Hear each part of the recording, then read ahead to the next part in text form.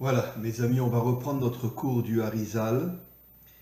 Et bon, je dois dire que les textes du Harizal sont extrêmement compliqués parce que le Harizal parle de secrets qui sont extrêmement cachés.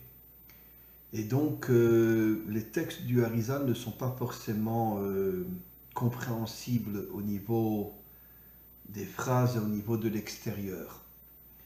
Et donc, bon, je vais essayer de vous expliquer ce que dit le Hari Akadosh. Encore une fois, le Hari Akadosh est le plus grand maître de tous les temps, dans le sens des secrets de la Torah. Et il cache énormément de choses. Et on va essayer d'expliquer, avec l'aide du maître du monde, ce que dit le Harizal. Alors on va commencer. Viesh le Akshot. Il faut comprendre. Kebriat Zun. Zun, c'est la création du ciel et de la terre. Maintenant, au niveau des secrets, le ciel représente la Bina et la terre représente la Malchut. Les deux et, Yud et, Vav et. Et en vérité, ces deux et sont censés s'unir et être ensemble, comme il est marqué dans le premier verset. Bereshit bara Elohim et Hashamaim vet haaretz. Ça veut dire que, encore une fois, Shamaim fait allusion à la Bina, Haaretz fait allusion à la Malchut, et la Bina est censée envoyer des forces surnaturelles à la Malchut. Bien évidemment, pendant toute l'histoire, c'est pas ce qui se passe, parce que la faute de Adam et Chava, Adam et Ève, ont fait chuter l'humanité tout entière, et il n'y a pas de connexion entre la Bina et la Malchut jusqu'à la délivrance finale. Vechem bebriata Adam, de même dans la création de l'homme, qui trila Amar bara Elohim et Hashamim ve'et haaretz. Le premier verset dit Hachem a créé le ciel et la terre. Ve'acharkar azayin yamim em kenoda, zun kenoda, pardon. Et après le Shabbat, il est dit Vayochulu Hashamaim ve'haaretz. Ça veut dire que finalement, dans le Shabbat, on reprend la création du ciel et de la terre, c'est-à-dire la création de la Bina et de la Malchut. Comme on le sait, le Shabbat est à la fois au niveau de la Bina et à la fois au niveau de la Malchut, c'est-à-dire que normalement, le Shabbat est censé dévoiler des forces inimaginables dans la Malchut. Encore une fois, je me répète, ce n'est pas ce qui se passe, parce que, encore une fois, le monde n'est pas celui que Dieu avait prévu, et c'est seulement au moment de la délivrance finale qu'il y aura une connexion entre la Bina et la Malchut. V'acharkar beyom vav, amar vayivra Elohim et Adam betsalmo. Alors il y a deux phrases au niveau de la création de l'homme. La première phrase, Elohim a créé l'homme betsalmo. Ça veut dire que Dieu a mis l'âme dans le corps, la neshama dans le corps, la neshama qui est au niveau de la bina. Acharkar vayetzer et Hashem Elohim et Adam afar mina adama. Après, il a créé son corps à partir de la terre. Ça veut dire qu'il y a deux versets. Le premier verset fait allusion à l'âme qui est rentrée dans le corps, et le deuxième verset fait allusion au corps qui a été créé. Mais par contre, on ne parle plus de l'homme le jour du Shabbat. Chez Nehemar, comme il est dit, ça veut dire qu'on parle du ciel et de la terre, de la Bina et de la Malchut, mais on ne parle pas de l'homme le jour du Shabbat. Alors maintenant, il va dire quelque chose de très important. Dans le monde d'en haut, on parle de l'homme et de la femme.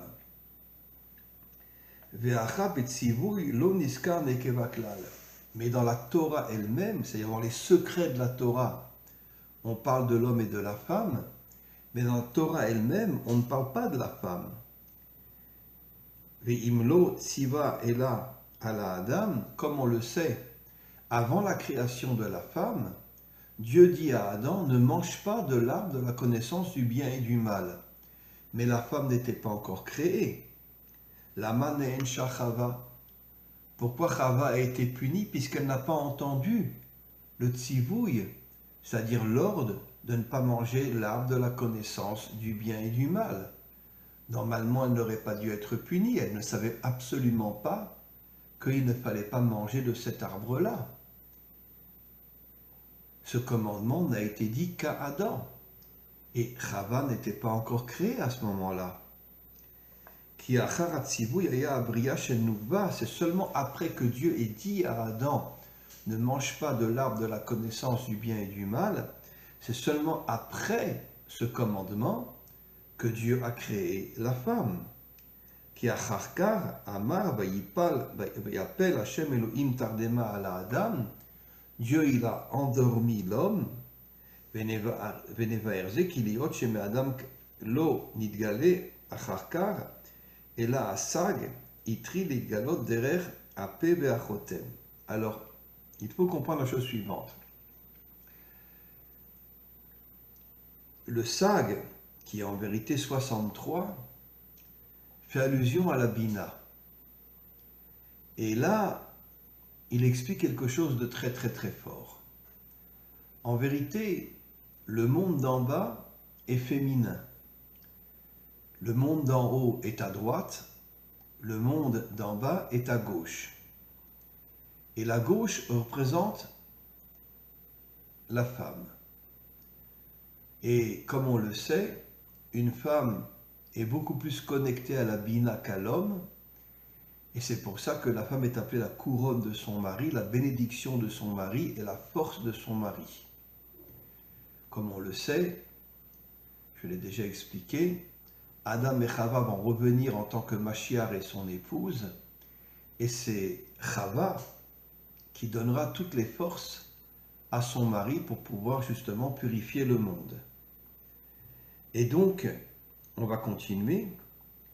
Valken itril bebet, c'est pour ça que Shu bechinat sag, ou kshiye bechinat sag yotse, aya bechinat ou besod amelachim arishonim.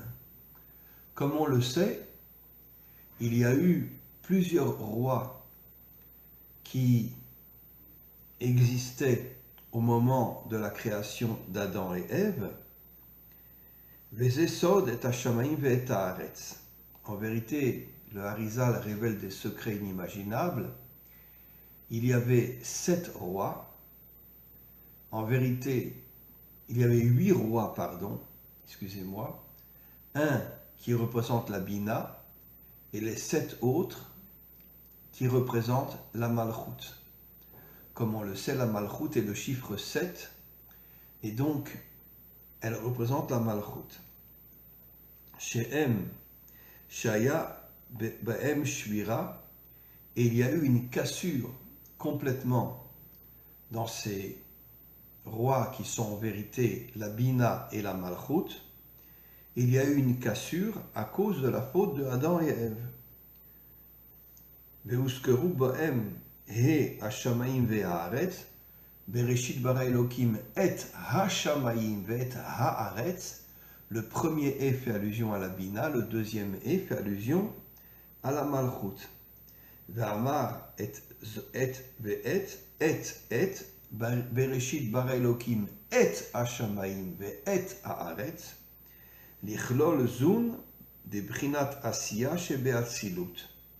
C'est pour nous faire comprendre qu'en vérité, la terre est fait allusion aux 22 lettres de la Torah, Aleph la première lettre, le Tav la dernière lettre.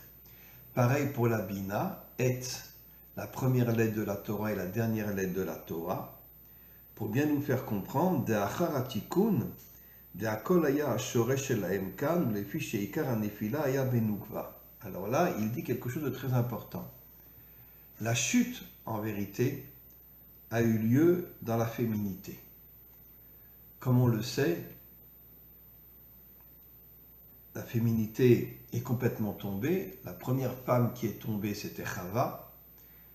Mais on doit expliquer comment se fait-il que Chava est tombée puisqu'elle n'avait pas entendu qu'il ne fallait pas manger de l'arbre de la connaissance du bien et du mal. En vérité, c'est Adam qui a dit à Chava, ne mange pas de l'arbre du bien et du mal. Et il lui a dit carrément, il lui a dit, attention, j'ai entendu ce commandement de la part de Dieu. Donc ne mange pas de cet arbre-là. Et pourquoi Chava a mangé de cet arbre-là? Pourquoi? Parce qu'en vérité, comme disent nos maîtres, ce monde a été créé pour la Teshuvah. Ça veut dire qu'il y a une chute dans le monde et il y a un retour vers Dieu dans le monde. Et pourquoi la première personne qui est tombée, c'est la femme? Parce que la femme représente la Malchut de Dieu. Et pourquoi elle représente la Malchut? Pourtant, c'est un homme qui est roi, c'est pas sa femme. Mais comme je l'ai expliqué, toutes les forces de l'homme, il le reçoit grâce à sa femme. La couronne, qui est Keter, la bénédiction, qui est la bracha, qui est la bénédiction, qui est la bina, et la force qui est la bina aussi. Et donc, où les filles chez Ikar, un effila yabenugva. Pourquoi la femme est tombée? En vérité, pour faire tomber la malchoute. Et pourquoi la malchoute est tombée complètement? Parce que la malchoute, depuis des millénaires, est entre les mains des politiciens, elle n'est pas entre les mains de Dieu. Et comme la malchoute représente la féminité, la malchoute est tombée entre les mains de tous les politiciens qui, en vérité, ne veulent pas que Dieu se dévoile dans le monde. L'écart Amar Vaaretz Aïta Tohu Bebohu, c'est pour ça que la terre est dit dans le premier jour Tohu Bebohu, qu'en vérité que la terre est complètement tombée. La terre est devenue d'une certaine manière est devenue a été dirigée par les dirigeants politiciens, etc., et la finance, etc., et ils font tout pour empêcher Dieu de se dévoiler dans le monde. Comme on le sait, comme je l'ai déjà expliqué, Nimrod a créé une tour et a dit à Dieu, reste en haut et fous-nous la paix. D'accord? C'est nous qui dirigeons le monde d'en bas, et toi, reste dans les cieux. Et donc, Asa Ikar Mimena, Veniskar, Asa Veremez, Dirti Haaretz, Ve'amar Tohu Vebu Vechocher. Donc le monde est devenu un monde qui est complètement tombé, Tohu Vebu, Chocher, l'obscurité, Shehu Ashvira, qui est en vérité la chute totale de la Malchut, qui est tombée dans les mains des politiciens. Shezu Nefila le Matamizu, et donc la Malchut est complètement tombée. L'écart Amar Tohu Vebohu, c'est pour ça qu'il est dit Tohu Vebohu, où le fiche Bekan Ayakalul Bechinat Ban, qui Minasa Gazé Shenishberu Akelim.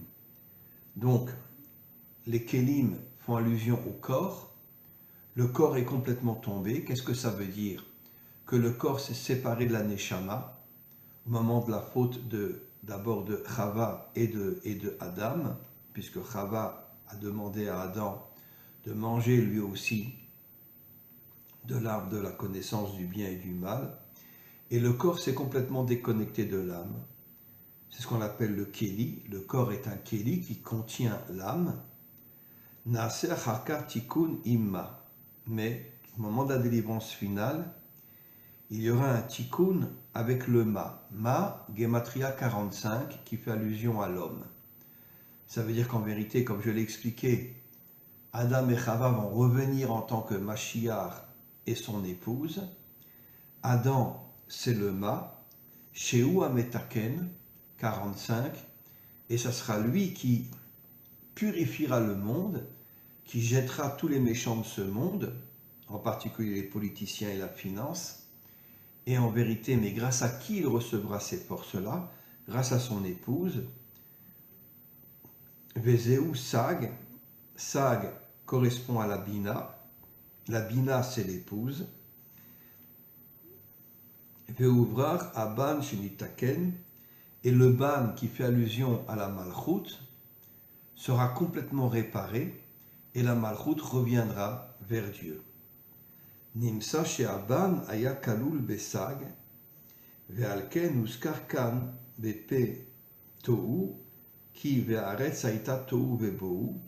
Donc encore une fois, le Hari se répète, le monde est complètement tombé et tout le travail de l'homme, en particulier du Mashiach et de son épouse, c'est de ramener la Malchut à Dieu.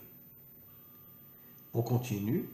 Les mafria tohu keneged asag velo ve'echad keneged aben yadua shakelim nishbarim yordu el makom abriya. On sait que dans un premier temps, le corps est tombé au niveau de la Bria et l'âme est restée dans Hatzilut. Donc une séparation totale. Hatzilut, c'est le premier monde. Le corps, c'est l'extériorité qui est tombé dans la Bria, et après le corps est tombé dans la Yetzira, et surtout il est tombé dans le monde matériel, c'est-à-dire qu'en vérité, que la grande majorité des hommes ne sont pas connectés à leur âme et ne vivent que dans les plaisirs de ce monde. Vezeu chocher al peneteom, et c'est pour ça que le verset dit qu'il y a une obscurité totale dans ce monde, parce que tant que le corps est déconnecté de l'âme, il y a une obscurité totale dans ce monde, qui sham berosh abria ou pene ateom, qui misham ulmata ou amayim, veruar Elohim merachefet ou aor. Il est dit ruar Elohim merachefet al pene amayim. Ce sont des secrets bien évidemment. Ça fait allusion à la lumière qui est au-dessus des eaux. Nos maîtres nous disent que l'eau représente la Torah. Pourquoi l'eau représente la Torah? Parce que sans eau, sans la pluie, il ne peut absolument pas y avoir de nourriture dans le monde. Et donc, la Torah représente au niveau des secrets l'eau qui nourrit le monde. Et la première nourriture que l'homme doit recevoir en étudiant la Torah, c'est justement de connecter son corps et son âme. Et donc, quand un homme étudie la Torah, il connecte son âme et son corps. À ce moment-là, la Neshama est au niveau de la Bina. Il reçoit des forces absolument exceptionnelles qui lui permettent de ne plus tomber dans ce monde. Et donc, il peut être un homme d'action, il peut être un travailleur, mais il ne tombe plus dans ce monde. Shelo hayu hakelim yecholim lekablo. Dans un premier temps, le corps ne pouvait pas recevoir la lumière de Dieu. Vezeu veruar Elohim erachefet al pene amayim, et c'est pour ça que le souffle de Dieu, qui représente la Bina, était au niveau des eaux, au niveau de la Torah. Et donc, encore une fois, quand un homme étudie la Torah, il connecte son âme et son corps. Tant qu'il n'étudie pas la Torah, il n'y a aucune possibilité pour que le corps et l'âme soient ensemble. Shelo yered mina or el hakelim, et donc la lumière ne pouvait pas descendre dans le corps à cause de la faute de Adam et Chava, c'est-à-dire la lumière de la Neshama, qui est la Bina, ne pouvait pas éclairer le corps, et c'est comme ça que finalement le corps est complètement tombé. Alors, ve'achar hashvira, après la brisure du corps, c'est-à-dire après que le corps se soit séparé de l'âme, Nizdagvu asag ima'av aelion, le sag qui est la Bina est complètement remonté en haut, et donc, c'est-à-dire que la Neshama, même si elle est dans le corps, n'est plus du tout connectée avec le corps. Veyotse ama achadash derer metzar aelion, mais au moment de la délivrance finale, Ma, qui est valeur numérique 45, se connectera réparera le monde, et à ce moment-là, la chose essentielle qu'il fera, c'est connecter l'âme et le corps, et il y aura la résurrection, et il y aura l'éternité entre l'âme et le corps, il n'y aura plus de mort. Amen vechen yeratson. Donc, je voudrais faire un résumé très important. En vérité, pourquoi Adam et Chava sont tombés? Adam et Chava sont tombés pour pouvoir permettre la teshuva dans le monde. C'est ce qui se passe au moment de la délivrance finale, où le Zohar nous dit que les 70 nations adamiques feront teshuva et reviendront vers Dieu. Et de même, aujourd'hui, la majorité des Juifs ne sont pas religieux, mais tous reviendront vers Dieu aussi. Et il y aura d'autres créatures qui reviendront vers Dieu aussi. Et donc à ce moment-là, le monde deviendra un monde pur, un monde en vérité de vérité, un monde d'authenticité, et on ne sait pas encore ce que sera le monde à venir, mais Be'ezrat Hashem, on le verra au moment de la délivrance finale. Amen ve Amen.